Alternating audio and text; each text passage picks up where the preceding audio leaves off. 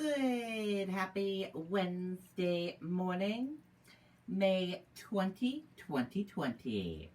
I'm Riley King, and welcome to this Wednesday morning of Good Morning, New Hampshire. Rise and shine, everyone. Let's get this Wednesday off to a good start. Sit back, relax, and enjoy some Good Morning, New Hampshire, and grab your cup of coffee. We have a little bit of everything for you in this program of Good Morning New Hampshire, but first we're going to start with your news. We're going to start with the local news first. First up, coronavirus in New Hampshire, what you need to know, information. Let's take a look.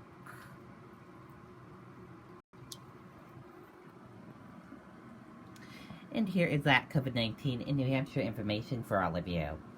There are 3,652 number of people in New Hampshire who have tested positive for COVID-19. 1,500,753 number of people in the United States who have tested positive. 172 number of deaths from COVID-19 in New Hampshire. 368 number of people who have been hospitalized with COVID-19 in New Hampshire. And 90,312 number of deaths from COVID-19 in the United States. And this map of New Hampshire right here shows you where current cases of COVID-19 are. Derry, 200 cases of COVID-19. And this map of New Hampshire shows you where total cases of COVID-19 are. Derry, 284 total cases. These three charts here. We're going to start with the first one here. New cases each day in New Hampshire. In the purple, daily new positive COVID-19 cases. In the orange, new hospitalizations. And in the red are the deaths. This chart here, current cases. In the purple, total current COVID-19 cases. And in the orange, current hospitalizations. This chart here, total cases. In the purple, total positive COVID-19 cases. In the orange, total hospitalizations. In the red, deaths. In the blue, recovered. This chart here shows you by age group. This chart here shows you by female and male. And this chart here shows you risk information. This chart here shows you race/ethnicity of cases. This chart here shows you hospitalizations. This chart here shows you the deaths. And this chart here shows you percent of New Hampshire population. And again, your common symptoms: fever, lack of smell, cough, chills, and difficult breathing. How it spreads, prevention tips. And be sure to stay with the Riley King Network for the latest of your COVID-19 information. New Hampshire unemployment hits record 16.3% in wake of COVID-19 pandemic. More than 100,000 more Granite Staters unemployed. Let's take a listen to that video from WMUR News 9, Kristen Carosa.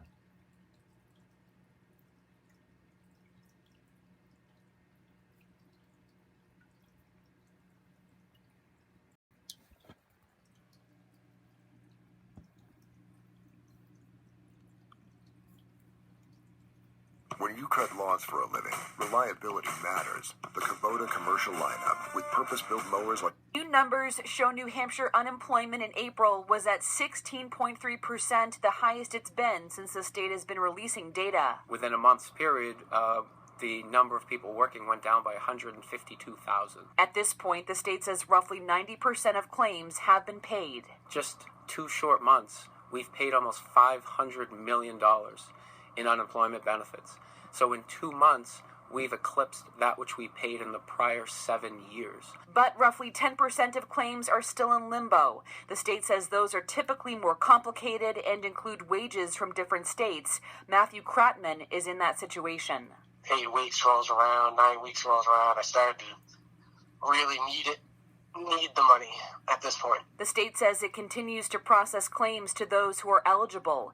In the meantime, officials are providing more information as people prepare to make decisions about getting back to work. If you are unable to go to work because of compliance with the stay-at-home order, or because you need to continue to take care of children that are home from school, don't have other child care options, if you are dealing with COVID yourself or caring for a family member, those are all reasons that you continue to be able to access unemployment benefits.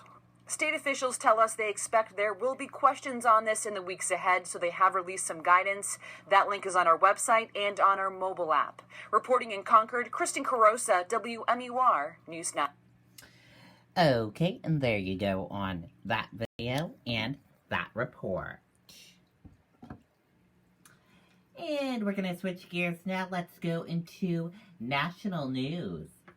In national news, questions grow after firing of State Department watchdog. Let's take a listen to that video from ABC News.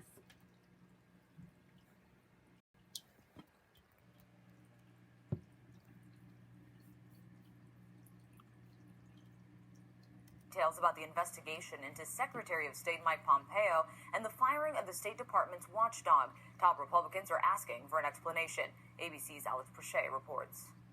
This morning, President Trump is defending the firing of State Department Inspector General Steve Linick, who was investigating Secretary of State Mike Pompeo. I was happy to do it. Mike requested that I do it. According to Congressman Elliot Engel, head of the House Foreign Affairs Committee, Linick was investigating Pompeo's declaration of an emergency last May to sell arms to Saudi Arabia, bypassing Congress. Linick was also investigating Pompeo's use of a staffer to run personal errands, like dog walking and picking up dry cleaning. Maybe he's negotiating with Kim Jong-un, okay, about nuclear weapons, so that he'd say, please, could you walk my dog? Do you mind walking my dog? And you know what? I'd rather have him on the phone with some world leader than have him wash dishes because maybe his wife isn't there. Pompeo tells the Washington Post he was unaware of the investigations, saying it was not possible that this decision was based on any effort to retaliate, because I simply don't know. I'm not briefed on these investigations. Pompeo said he fired Linick because he wasn't happy with his performance. Meanwhile, this morning, in a surprise move, Attorney General William Barr appears to be breaking ranks with President Trump when it comes to investigating and prosecuting former President Barack Obama and former Vice President Joe Biden. As long as I'm Attorney General, the criminal justice system will not be used for partisan political ends. The president has suggested, without evidence, that Obama and Biden broke the law during the Russia investigation. Obamagate. It's been going on for a long time. Barr now declaring he does not see any evidence to justify a criminal investigation. The president saying he's surprised by Barr's decision. I think it's just a continuation of a double standard. Barr didn't completely reject Trump's claim, but said not every abuse of power, no matter how outrageous, is a federal crime. Kenneth and Mona. All right, Alex Prochet there. Thank you. Okay, and there you go on that video and that report.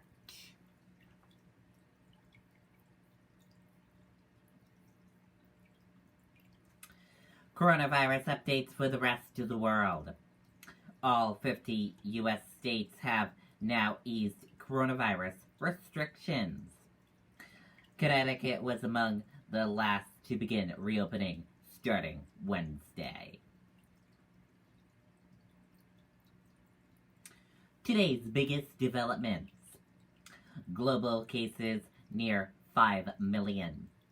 All 50 U.S. states have now eased coronavirus restrictions. University of Cambridge to keep all lectures online until summer 2021. Russia surpassed 300,000 total cases of COVID-19, and Dutch officials say mink may have infected humans with COVID-19. And we're going to switch gears now. Let's go into business news. In your business news, Dow futures bounce more than 200 points as a volatile week continues. Lowe's shares jump. Stock futures pointed to a solid opening for the markets on Wednesday morning. Dow futures were up 249 points on Tuesday. The market was down 1% with a bad close. And we're going to switch gears now. Let's go into your weather. Let's take a look at the radar first. And here's a look at the radar right now. As you can see, it is going to be a gorgeous day in New Hampshire. Nice and clear skies, as you can see there.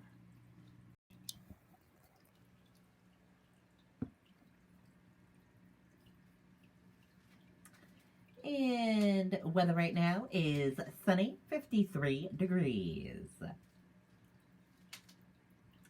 Your weather for today, abundant sunshine, high 68 degrees, winds south-southeast at 5 to 10 miles per hour. And we're going to switch gears now. Let's go into your New Hampshire Life segment. In today's New Hampshire Life segment, New Hampshire beaches to remain closed during Memorial Day weekend. Governor insists state is not ready. Let's take a listen to that video from WMUR News 9, Tyler Dumont.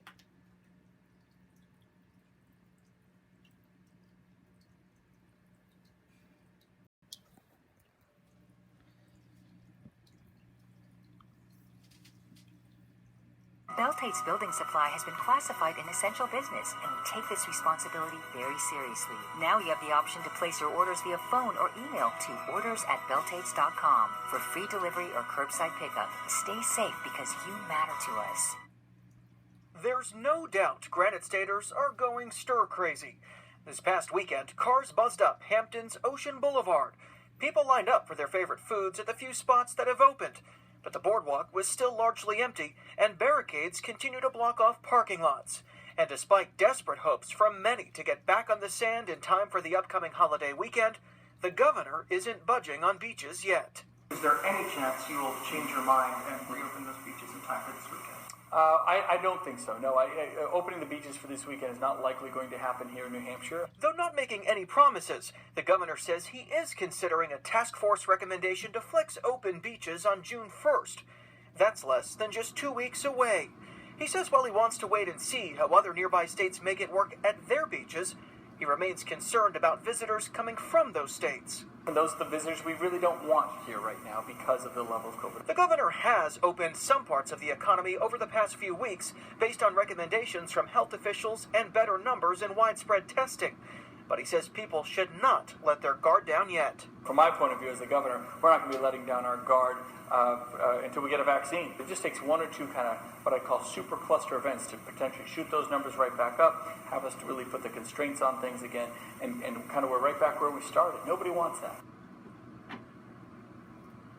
Now, the governor added that he will continue to look into options for flexibility for other summer activities, including things like summer camps for kids. He tells me today that they are hoping to release some type of guidance for opening camps, both day camps and overnight camps, sometime in June. Reporting live in Concord tonight, Tyler Dumont, WMUR News 9. Okay, and there you go on that video and that report.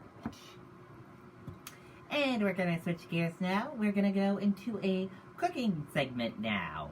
Upgrade your quarantine breakfast with this iron skillet keto feta. Let's take a look at that video from Good Morning America.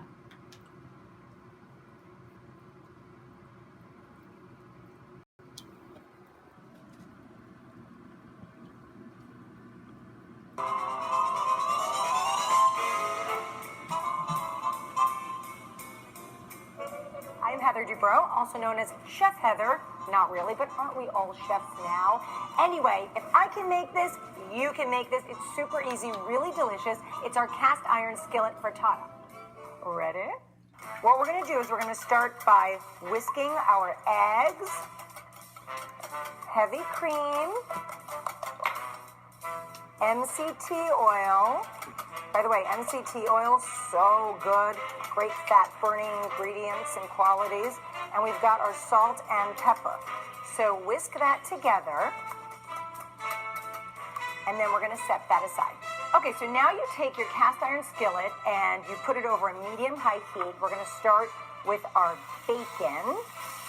So you're just going to saute this about 5 minutes. I have to say, I love cooking in the cast iron skillet because you can put it on the stovetop and you can put it in the oven, which we are going to do. Plus, it's a one-pan meal, which is so nice. Now I'm going to add the ghee and the mushrooms. I love mushrooms. Now we're using shiitake mushrooms in this recipe, but if you don't have shiitake mushrooms, you can use whatever kind of mushrooms you have or whatever kind of mushrooms you want. We're going to cook that up for another, like 3 or 4 minutes. I'm very proud of the way I've learned to cook, but I have to be honest, I've almost burnt the house down many, many times, and literally, this was just smoking. Okay. And I don't mean like it was smoking, I mean like it was smoking. We're going to throw in our arugula just for like a minute, just till like it's wilted. Look how pretty this is. So we're going to shut this off, take our Parmesan, and we're just going to sprinkle it on top. All right, now we're going to pour that beautiful egg mixture right on top. We're going to take this whole skillet and put it into our oven. It was preheated to 355 degrees, and it's going to stay in there for about 20 to 25 minutes until the eggs aren't jiggly. Be good. Hey, voila. I think it's time. Oh, yeah, baby. Come to mama.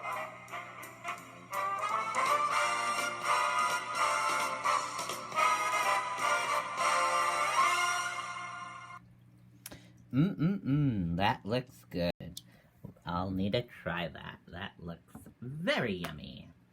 And we're going to switch gears now. Let's go into some entertainment news.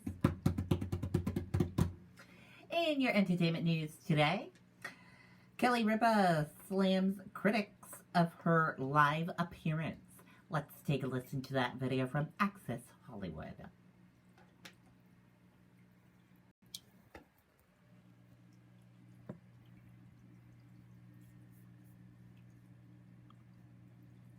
Let me just say that to people commenting on our appearance, how dare you? And you're lucky that we actually put clothes on, okay? Ripa is not here for the haters.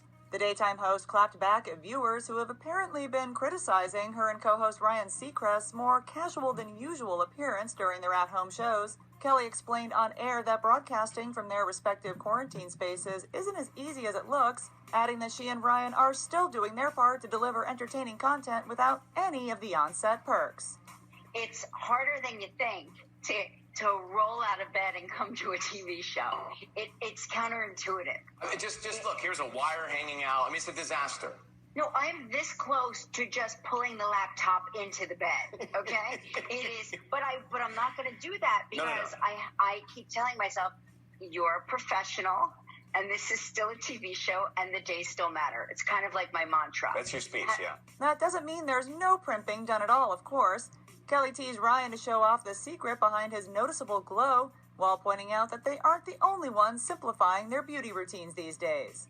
I believe that you are wearing bronzer, and I think it looks rather fetching on you. And I believe that you are wearing terracotta, if I'm not mistaken. Is there a shortage or a surplus of this going on? They're saying that makeup sales are down 22% because while people are busy critiquing how we look on camera, they're not bothering even with the basics from their own at-home laptops. Drop that mic, Kelly.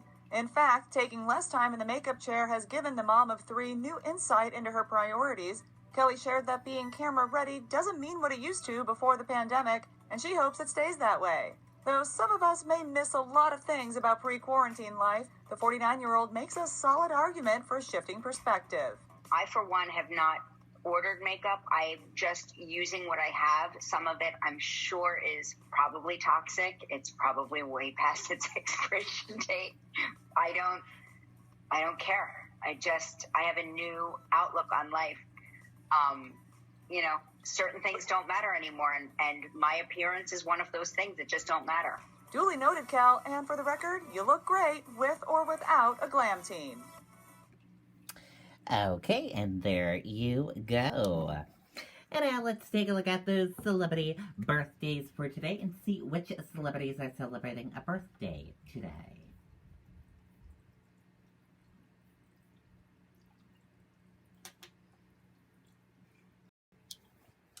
And happy birthday to all of these celebrities. We hope they have a wonderful birthday and a wonderful day. Wow, Cher 74, Rachel Platten 39.